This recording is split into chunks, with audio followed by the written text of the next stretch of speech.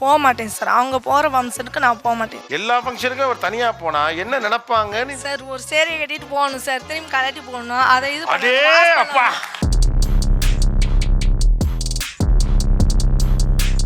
என்னுடைய கிராமத்து மனைவி எங்கே என்று தேடுகிற கணவர்களும் நகரத்து வாழ்க்கைக்கு வாங்க அப்படின்னு அழைக்கக்கூடிய மனைவிமார்களும் சந்திக்கிற ஒரு கூடல். மனைவிக்காக நீங்கள் பாடும் பாடல் கிராமத்து பாடல். மியூசிக். எனக்கென பிறந்தவ ரெக்க கட்டி பறந்தவ இவதான், தலுக்குல குலுக்குல இவளுக்கு எற சொல்ல எவன்தான். அவன் தப்பு தப்பா சொல்றான்.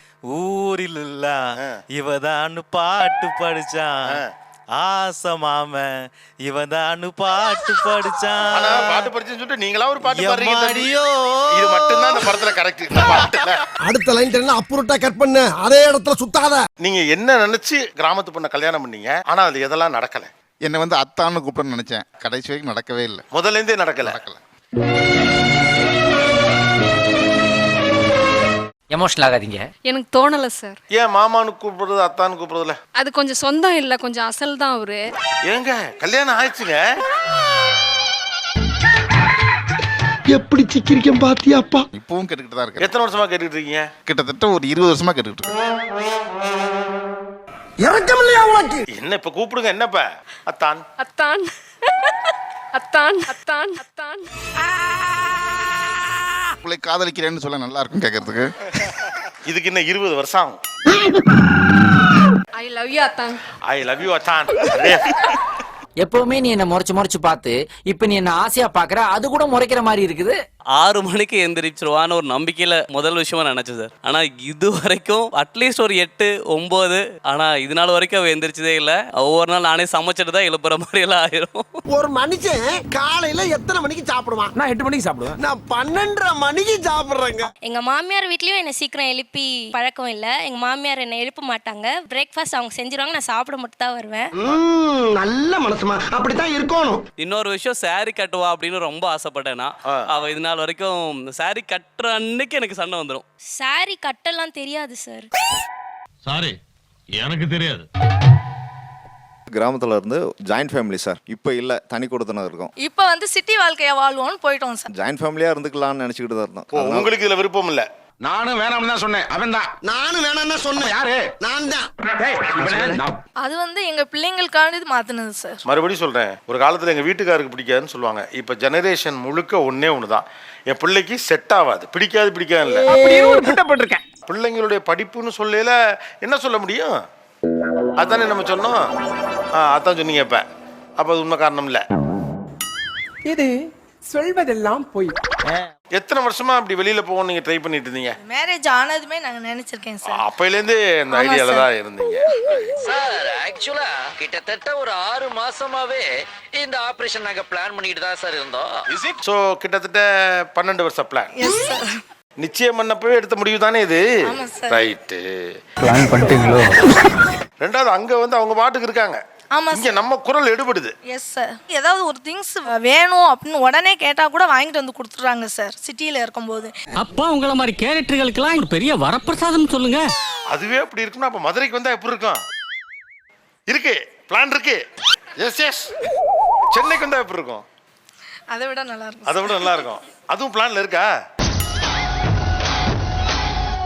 Master plan. பாப்பாவுக்கு இந்த ஸ்கூல் பிடிக்கலையா, கோயம்புத்தூரா திருச்சியா போகணும் சொல்லிட்டாங்க. இப்போ அந்த பிள்ளைங்க தான் காரணம் இல்லையா? ஆமா சார். Yes sir. பாத்தீங்களா, செல்லத்துக்கு ஒண்ணுமே தெரியல. என்ன இப்படி பண்றீங்களா? முத பார்த்தது வந்து ஊர் திருவிழால தாவணி போட்டு மல்லிகைப்பூ வச்சு பார்த்தேன் சார். 10 வருஷம் ஆச்சு சார் கல்யாணம் முடிச்சு. இன்ன வரைக்கும் மல்லிகைப்பூ வச்சு நான் பார்த்ததில்ல. அப்ப நான் மட்டும் நான் இழுச்சவாடா.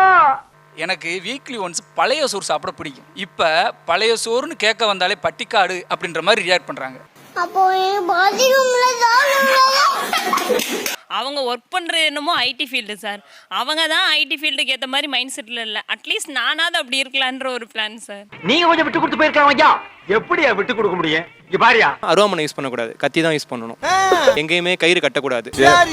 துண்டு எமர்ஜென்சிக்கு வேணும்னா கூட ஒரு கபோர்டுக்குள்ள போய் தான் எடுக்கிற மாதிரி இருக்கும். தட்டுலாம் யூஸ் பண்ணக்கூடாது. பிளேட்டு தான் யூஸ் பண்ணணும். பழைய தட்டுலாம் தூக்கி அடக்கி போட்டாங்க.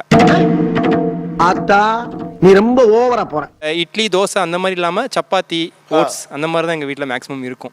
6 வேளை சோறு தின்னாலும் மேற்கொண்டு நொறுக்கு திணி வேற திங்கிற குடும்பம்னா நாங்க. என் சொத்துல மண்ணலி போறீங்களா? அவங்க வீடு தான் கிராமம் மாதிரி இருக்குல்ல, அப்புறம் சிட்டில இருக்கப்போ சிட்டி லைஃப் சிட்டி வீடு மாதிரி தானே இருக்கணும். உன்னை எல்லாம் நினைச்சா எனக்கு பாவமா இருக்கு. ஏன் அவங்க கூட எல்லாம் சேர்ந்து நீ எப்படி குடும்பம் நடத்த போறியோ? ரூம்ல எதுக்கு சார் கொடி கயிறு? 10 ரூபாய் கயிறு வாங்கி கட்டினா முடிஞ்சிடும் சார். அதுக்கு ஒரு ஸ்டாண்டு அமேசானில் ஆர்டர் பண்ணி. அது நல்லா இல்ல சார் ரூம்ல போட. அது ஏன் அப்படி நினைக்கிறீங்க? அவனுக்கு அந்த வீடு சொந்தம் தானே.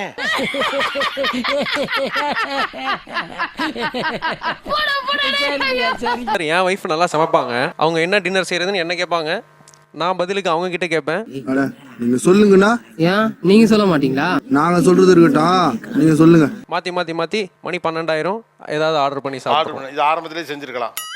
அதுவும் நிச்சயதார்த்தம் ஆனதுக்கு பிறகு நான் அவங்களுக்கு பிரியாணி செஞ்சு கொடுப்பேன், அவங்க எனக்கு சிக்கனு இறாலு இந்த மாதிரி ஏதாவது செஞ்சு கொடுப்பாங்க. யாருக்கு வீட்டுக்கு தெரியாம போய்லாம் சாப்பிட்டுட்டு வந்திருக்கேன். அத நினைச்சேன் சிரிச்சேன். ஆக்சுவலா என்ன பண்ணிடணும்னா கல்யாணம் ஃபிக்ஸ் பண்ணிட்டு கல்யாணம் பண்ணாமலே இருக்கணும்னு நினைக்கிறேன். அது நல்லா போகும் இல்ல? அமைச்சரே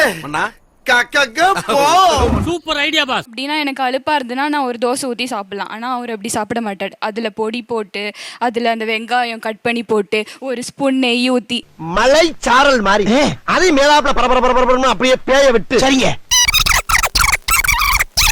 இப்படி ஒரு ஃபார்மேட்டே இருக்கும் சார். இன்னும் 13 தோசை மட்டும் போடு. தோசை சைக்கோ. இவங்க என்னவா இருக்காங்க? டீச்சராக இருக்காங்க. உங்க அம்மா வேலையில இருந்த போது உங்களுக்கு செஞ்சு கொடுக்க முடியல, அதை மீறி இவங்க செஞ்சு கொடுக்குறாங்க. அப்புறம் அது 7 நாளைக்கு 7 மெனு வேணும்னா எப்படி? எப்ப பார்த்தாலும் சாப்பாடு. நான் கிராமத்து பொண்ணு தான், ஆனா இதெல்லாம் எதிர்பார்க்காது. ட்ரெடிஷ்னலாகவே ட்ரெஸ் பண்ணணும்னு நினைக்கிறத அக்செப்ட் பண்ண முடியாது சார். இந்த ட்ரெஸ்ஸை போட்டு தானே சிட்டியை பூரா ஏமாத்துறீங்க. அந்த மாதிரி அன்னைக்கு கொஞ்சம் ஏமாத்துறதுக்கு அனுமதிக்க கூடாதா சார் 3 வேளையும் பக்கத்தில் நின்று பரிமாறணும் சார். அவர் சாப்பிட 1 hour ஆகும். பக்கத்தில் நின்று சாப்பிடுங்க, உப்பு வச்சுக்கோங்க, ரசம் வச்சு பக்கத்துல நின்றுட்டு இருக்குன்னு நினைக்கிறேன் சார். அதெல்லாம் எதிர்பார்க்க கூடாது சார். இருந்தாலும் உனக்கு வந்ததுக்கு அப்புறம் சில சமயம் என்ன பண்ணுவாங்கன்னா அவங்க எடுத்து போட்டு சாப்பிட ஆரம்பிச்சிடுவாங்க. நான் அப்படியே பார்த்துட்டு இருப்பேன். நான் கேட்பேன், நான் வந்து நீங்களே எடுத்து போட்டு சாப்பிடுங்களேன் அப்படின்னு ஒரு பதில். தட்டு வைக்கிற சைஸ் இதானா? குடும்பம் அழிஞ்சு போவோம் சார். சண்டே இவர் சாப்பிட உட்கார மணி 3 மணி, நான்வெஜ் வாங்கிட்டு வர்றது 12 மணி. அந்த 1 hour நான் நான்வெஜ் செஞ்சு எல்லாத்தையும் எடுத்து வைக்கிற வரைக்கும் வேடிக்கை பார்ப்பாரு, கொஞ்சம் டிவி பார்ப்பாரு.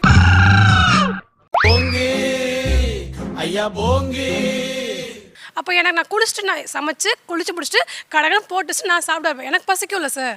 நீங்க எதிர்பார்க்கல ஒரு சேவகம் பண்ணணும். நீங்க என்ன பண்றீங்கம்மா? டீச்சராக இருக்கேங்க சார். அப்ப அவங்களும் ஒர்க்கிங் மேன் இல்லையா? என்ன அடிக்கிற ஆனானப்பட்ட வசூல் ராஜாவே ராங் சைடு எடுக்க வச்சிட்டியா நீ? ஆனா இவர் 9 மணிக்கு வரப்ப சின்ன குழந்தையோட பையன் எப்படி ஸ்கூல் விட்டு வந்தா பேக் வாங்குறமோ அது மாதிரி பைக்ல போய் பேக் வாங்கிட்டு வரணும். இன்னமும் காலிங் அடிச்சுட்டு வெளியில நின்னுக்குவார் சார். பேக்கை கையில இருந்து நான் தான் வாங்கிட்டு வரணும். நீங்க வராம நான் போக மாட்டேன். ஏடா இப்படி அடம் பிடிக்கிற? இது வந்து நான் வந்து ஆர்டராவோ இல்ல கம்பல் பண்ணியாவோ எதிர்பார்க்கல சார். வரலனா காலிங் பெல் அடிச்சிட்டே இருப்பாரு. அவளை கொடுத்துறலாம். தெரியும் சூது நானும் எங்களுக்கும் தெரியும். நான் வரும்போது கொஞ்சம் அவங்க வெயிட் பண்றாங்க, எனக்கா ஒரு காத்திருப்பு அப்படிங்கிறது கொஞ்சம் எனக்கு ஒரு சந்தோஷத்தை கொடுக்குது. பொயட்டிக்கா இருக்குங்க லைஃப். இதுல முழுக்க நீங்க ஒண்ணுமே பண்ணல. யாரா அவன்? டம்மியா உட்கார்ந்து ஒருத்தர் மிச்சம் தின்னுட்டு இருக்கான். பெல் அடிச்சுட்டு பேசாம நிக்கணும். பொண்டாட்டி வந்து பேக்கை வாங்கணும், ஷூவை கழட்டி விடணும், அப்புறமா அப்படி கொஞ்சணும், எல்லாமே அவங்களே பண்ண நினைக்கிறேன். இதுல என்னன்னா மென்மை வழியாக சில பேர் சில அதிகாரத்தை வெளிப்படுத்துவாங்க. இப்போ நீங்க அப்படிதான் பண்றீங்க. என்னங்க இது எல்லாமே அப்படியே புட்டு வைக்கிறீங்க? ஆஃபீஸ்லேருந்து வரும்போது நம்ம அப்படியே ஃப்ரெஷ்ஷாக பூலாம் வச்சுட்டு அப்படியே ஃப்ரெஷ்ஷாக saree மாதிரி கட்டிட்டு சட்டு டொங்கட் போல் இருக்கும். அப்படியே அவங்கள வந்து பாசமாக ரிசீவ் பண்ணணும் அப்படின்லாம் நினைக்கிறாங்க சார். அதெல்லாம் முடியாது.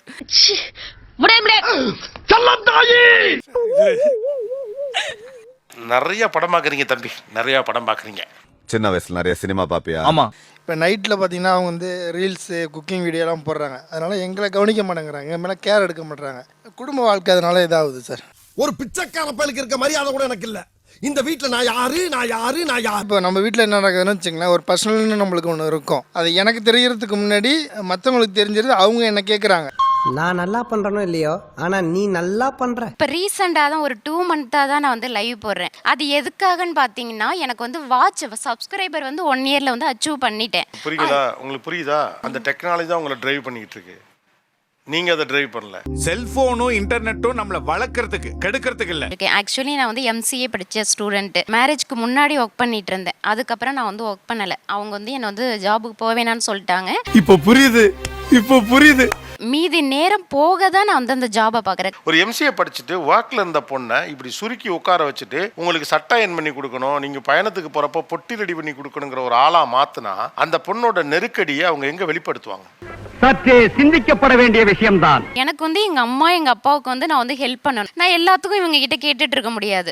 நீ சொல்றதெல்லாம் வாஸ்தவம் தான்டா. நீ ஏன் சம்பாத்தியம் போது நீ குடும்பத்திலேயே உட்காந்துக்க, பிள்ளைகளை மட்டும் பாத்துக்கன்னு சொன்ன நீங்க உங்க அம்மா அப்பாவையும் நான் பாத்துக்கிறேன்னு ஒரு கேரண்டி கொடுத்தா அந்த பொறுப்பை எடுத்துக்கணும். கண்டிப்பா இது நாள் வரையும் அது வாயில வரவே இல்லை சார். அவ்வளவுதான். ட்ரை பண்றேன் மேடம்.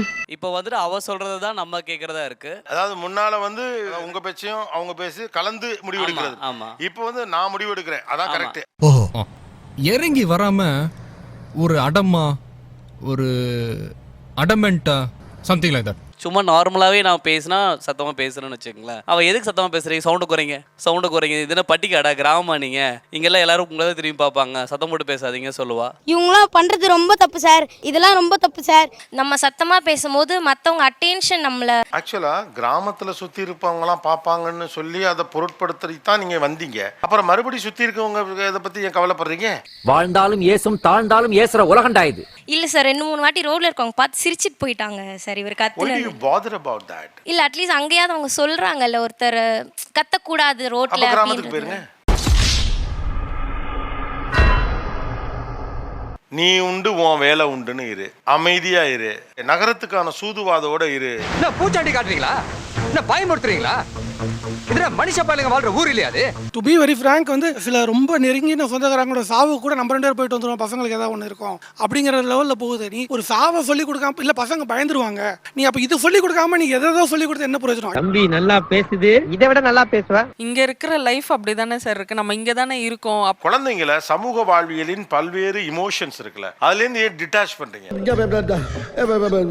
சாரி யுவரான. டெத் ஒரு இமோஷன், கல்யாணங்கிறது ஒரு இமோஷன், எல்லாரும் ஒன்னா சேர்ந்து சந்தோஷமா இன்னொருவருடைய மகிழ்ச்சியில் பங்கேற்பது. மரணம்ங்கிறது இன்னொருடைய துக்கத்தில் எல்லோரும் பங்கேற்பது. எவ்வளவு பெரிய தத்துவத்தை நசுக்கி சுருக்கமா சொல்லிட்டியா. இங்க நடக்கிற எக்ஸிபிஷன்ஸ், கோர்சஸ், இதுக்கெல்லாம் நீங்க கூட்டி போற அளவுல 10% ஆவது கிராமத்து திருவிழாவுக்கோ கல்யாணத்துக்கோ கருமாதிக்கோ கூட்டு போறீங்களா?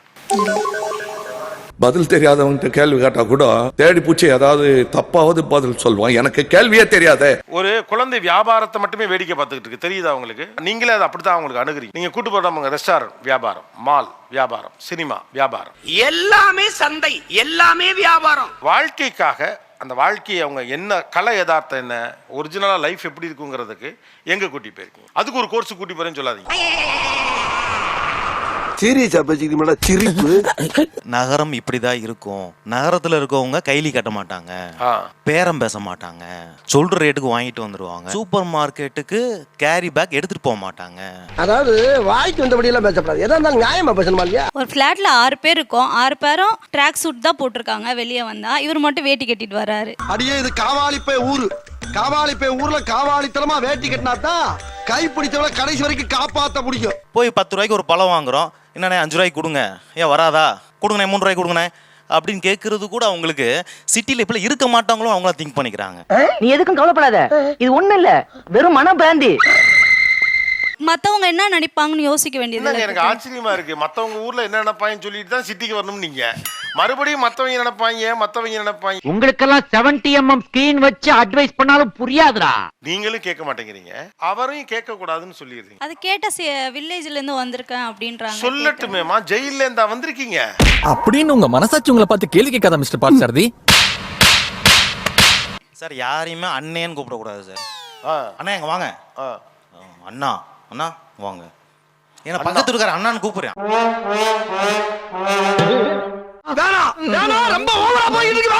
நீ வந்து அண்ணேன்னு கூப்பிட்டா கண்டுபிடிச்சு போடுவாங்கல்ல. அண்ணே அண்ணா முகரைய பாரு, நல்ல பார்ட்னர்ஷிப், இப்படியே மெயின்டைன் பண்ணி ஓட்டுங்க. ஒரு ஃபங்க்ஷன், கல்யாண வீடு நல்லது கெட்டதுன்னா இப்போ நான் மட்டும் தான் போக வேண்டியது சார். கூட வர சொன்னா வர மாட்டேங்காங்க சார். அது வந்து நாங்க எப்பயுமே ஒண்ணு போல போனதே கிடையாது சார், எந்த ஃபங்க்ஷனுக்கும் ஒண்ணு போல போனதே. இதெல்லாம் பண்ணணும்னு தானமா கூட்டு குடும்பத்துல வெளியில வந்தீங்க. எனக்கு தெரியும், அதனாலதான் சும்மா காத்துக்கு மாத்தி சொன்னேன். தெரிஞ்சுக்கிட்டே போய் சொன்னீங்கன்னா அப்ப நீ தானே லூசு. சார் ஒரு சேரையை கட்டிட்டு போகணும் சார், திரும்பி கலட்டி போகணும், அதை இது அடே அப்பா அடேங்கப்பா. அது எதுக்கு சார், போகாமலே வீட்ல இருந்துக்கலாம்ல சார், அந்த ஒரு ரீசன் தான் சார். இத நான் நம்பணும்.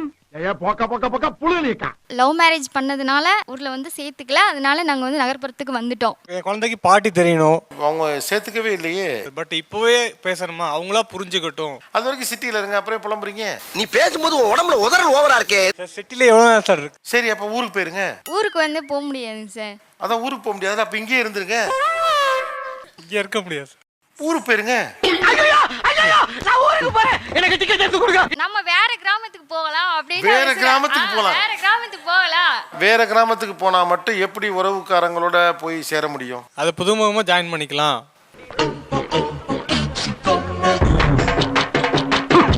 ஒரு அண்ணனா உங்களுக்கு ஒரே ஒரு அட்வைஸ் பண்றோம்மா, இவர் சொல்ற எதையுமே கேட்காதீங்கம்மா, எல்லா முடிவும் நீங்களே எடுங்கம்மா. இவனை நம்பாத, இவன் கேடி பில்லா கில்லாடி ரங்கா. சரி, என் என்கேஜ்மெண்ட்டுக்கு இவர் வந்து ஆட வேணாம்னு சொல்ல, ஆடணும் சொல்ல. எனக்கு இது ரொம்ப நாளா புரியல. கல்யாணத்துல நாங்க தானே உங்களை என்டர்டெயின் பண்ணுவோம், ஏன் வர பொண்ணு மாப்பிள்ளை எங்களை என்டர்டெயின் பண்றீங்க?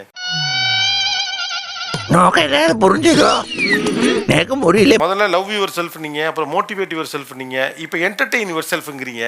ரொம்ப சுத்துறீங்கடா, ரொம்ப சுத்துறீங்க. கண்டிப்பா ஒரு நாள் அவங்களுக்கு பிடிச்ச மாதிரி கிராமத்து லைஃப்ல செட்டில் ஆகிறது தான் எங்களோட பிளானுமே. ஒரு 45 வயசுல நீங்க ஒண்ணு சொல்லுவீங்க, நானும் என் பசங்களும் இங்க இருந்துக்கிறோம், நீங்க வில்லேஜ்ல இருந்துக்கங்க, வாரம் வந்து போங்க. இந்த வாய் இத சொல்லல.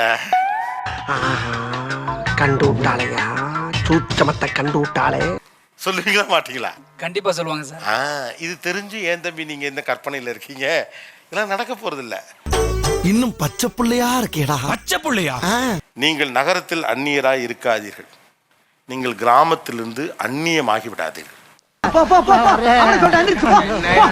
வீடு போ, சோத்த போய் குழம்பு வச்சு சாப்பிடுங்க, வேலை வைக்க பாருங்க.